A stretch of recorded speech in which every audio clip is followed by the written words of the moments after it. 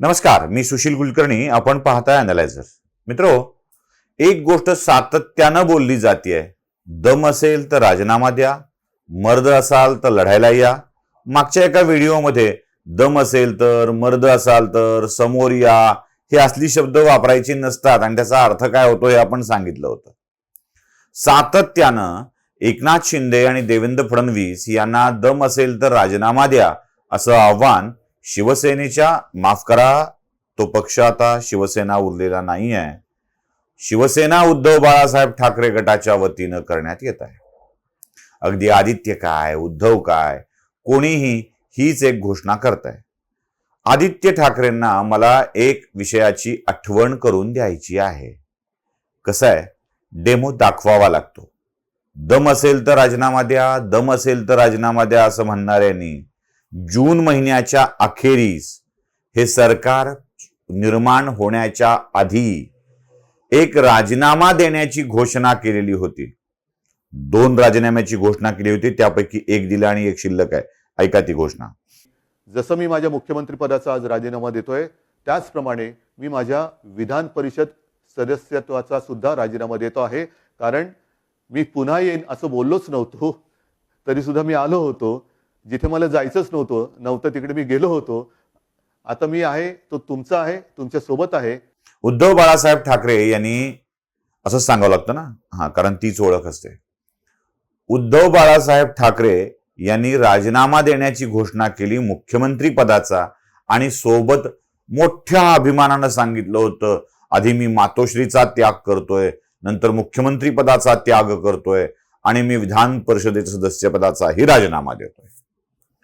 एवढी मोठी केलेली घोषणा उद्धव ठाकरेंना अजूनही विधान परिषदेच्या सदस्यत्वाचा राजीनामा द्यावा वाटला नाही. अजूनही. उलट त्यानंतर नागपूरच्या अधिवेशनात उद्धव ठाकरे स्वतः हजर राहिले. कदाचित आदित्य ठाकरेवर आलेल्या संकटांमुळे असेल, त्या प्रकरणांमुळे असेल, हजर राहिले पण राजीनामा दिला नाही. आदित्यजी, आपण लोकांचे राजीनामे मागताना आपल्या पिताश्रींनी दिलेल्या राजीनाम्याचं वचन, शब्द पाळलाय का? महाराष्ट्राच्या जनतेला, आम्हाला नाही, आम्हाला देण्याची काय गरज आहे? ना कुठल्या पत्रकाराला देण्याची गरज आहे, ना कुठल्या विश्लेषकाला देण्याची गरज आहे, काही गरज नाहीये. तो शब्द तुम्ही महाराष्ट्राच्या जनतेला दिलेला होता की मी विधान परिषदेच्या सदस्यपदाचाही त्याग करतो आहे. ते अजूनपर्यंत का त्यागलं नाही? अजूनपर्यंत का सोडलं नाही? दम असेल तर द्या ना राजीनामा, मर्द असाल तर द्या ना राजीनामा, पण तुम्ही दिलेला नाही. आपण शब्द द्यायचा आणि तो पाळायचा नाही. एकनाथ शिंदेंनी कधी राजीनामा देऊ असं म्हटलं होतं का? देवेंद्र फडणवीसांनी मी राजीनामा देतोय असं कधी म्हटलं होतं का? किंवा पहिल्या सरकारच्या काळात उपमुख्यमंत्री पदाचा राजीनामा देईन असं म्हणून दिला नाही असं झालंय का? देऊन टाकला होता तो.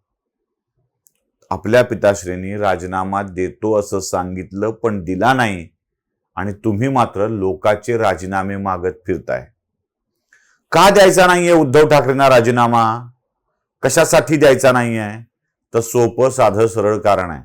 उद्धव ठाकरेने विधान परिषदेच्या सदस्यपदाचा राजीनामा दिल्यानंतर विधान परिषदेतलं शिवसेनेचं संख्याबळ 1ने कमी होईल आणि तिथे विधान परिषदेचा विरोधी पक्षनेता म्हणून अंबादास दानवे बसलेले आहेत, त्यांना धक्का लागेल, ते पद जाईल. तसंही आता शिवसेना सत्तेत आहे आणि अंबादास दानवे शिवसेनेचेच आमदार म्हणून निवडून आलेले आहेत. त्यामुळे ज्या पक्षाची सत्ता त्या पक्षाचा विरोधी पक्षनेता असं करता येत नाही. त्यामुळे ते जाणारच आहे. पण शिवबाठाच्या गटाची संख्या कमी झाली असती आणि एकमेव जे पद आता शिवबाठाकडे शिल्लक आहे, विरोधी पक्षनेते पद, ते सोडावं लागलं असतं.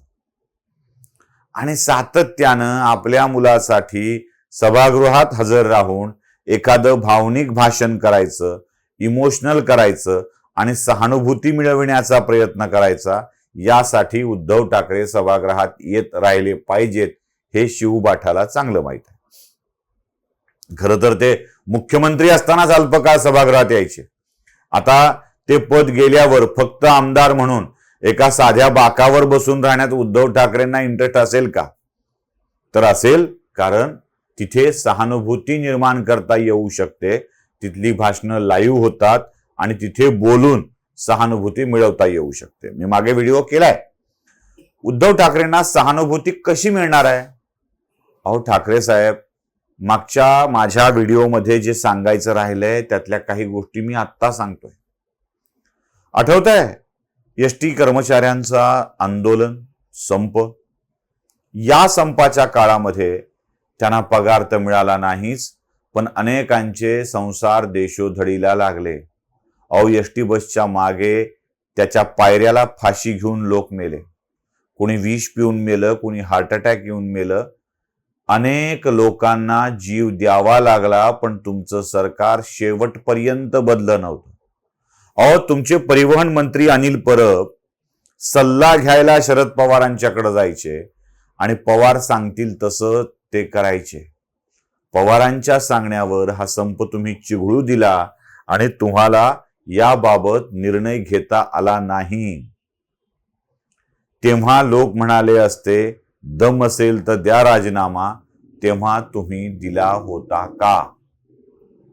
उठ सूट लोकांचा राजीनामा मागायचा. लोकांना काय ते असंवैधानिक म्हणायचं, घटनाबाह्य म्हणायचं. घटनेच्या चौकटीत राहून तुम्ही काय केलं?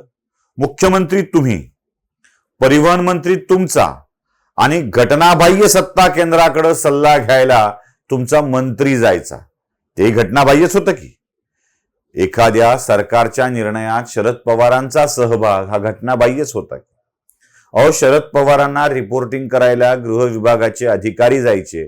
तुमचे ते नांगरे पाटील जे पवारांच्या निकटवर्तीयांच्या जावाई आहेत, ते सातत्यानं ब्रीफिंग करायला पवारांच्याकडे जायचे. तेव्हा ते घटनाबाह्य नव्हतं का? शरद पवार घटनाबाह्य शक्ती म्हणून तुम्ही सांभाळत होतात, तेव्हा तुमचा राजीनामा मागितला असता तर तुम्ही फेकला असता का? तुम्ही राजीनामा मागताय घटनाबाह्य म्हणून शिंदे आणि फडणवीसांना, पण ते करत असताना तुम्हीच ज्या ज्या गोष्टी केल्या होत्या त्याबाबत तुम्हाला काहीच नाही वाटलं. हो, देशातली सगळ्यात मोठी तपास यंत्रणा, घटनाबाह्य काय असतं मी सांगतो उद्धव ठाकरे साहेब, central bureau of investigation, CBI. Sushant सिंगच्या प्रकरणामध्ये सीबीआय जेव्हा मुंबईमध्ये तपासासाठी आली होती, बिहारचे पोलीस आले होते, तेव्हा एका संवैधानिक यंत्रणेनं दुसऱ्या संवैधानिक यंत्रणेला तपास करण्यापासून रोखलं होतं. सीबीआयचा तपास महाराष्ट्रात करायचा असेल तर त्याला महाराष्ट्र सरकारची परवानगी लागेल असं म्हणणारं आपलं सरकार तेव्हा कुठे घटनात्मक बाबी सांभाळत होतं. बिहारच्या पोलिसांना क्वारंटाईन करण्याचे आदेश जेव्हा दिले जात होते तुमच्या मुंबईच्या माजी महापौरांच्याकडून, तेव्हा कुठे घटनात्मकता तपासली जात होती? तेव्हा कोणी मागितला तुमचा राजीनामा? तुम्ही आता राजीनामे मागत फिरता आहात आणि ते मागत असताना तुम्हीच राजीनाम्याचा दिलेला शब्द पाळत नाहीत. हे तर वेगळं वैशिष्ट्य आहे उद्धव साहेब तुमचं. अशा कितीतरी तुम्ही घटनाबाह्य गोष्टी केल्या आहेत, कितीतरी. म्हणजे हायकोर्टाने सांगितलं की कंगनाचं घर पाडण्याची कृती अवैध होती, तुम्ही पाडलं ते पाडलं आणि उलट त्याला उखाड दिया अशा दरपोक्तीने सामनामध्ये मांडलं. हे कृती घटनेतली होती की घटनाबाह्य होती? त्या घटनाबाह्य कृतीच्या साठी तुम्ही राजीनामा दिला होता का? हे सरकार घटनात्मक कृती करताय की घटनाबाह्य कृती करताय हे लोकांच्या समोर येऊ द्या. जसं तुमच्या सरकारच्या कृती आम्ही समोर आणल्या होत्या तशा या सरकारच्या कृती देखील तुम्ही समोर आणा. दम असेल तर अशी शब्द वापरण्यापेक्षा आपण दिलेला शब्द पाळण्याचा दम असेल तर विधान परिषदेच्या सदस्यपदाचा राजीनामा आपण द्यावा, एवढीच विनंती उद्धव साहेब तुम्हाला करायची आहे. व्हिडिओ आवडला असेल तर लाईक, शेअर आणि सबस्क्राईब नक्की करा. मंडळी, सबस्क्रायबरचा वेग वाढला पाहिजे, तेच आमचं बळ आहे. त्यामुळे आपण नक्की सबस्क्राईब करा. धन्यवाद.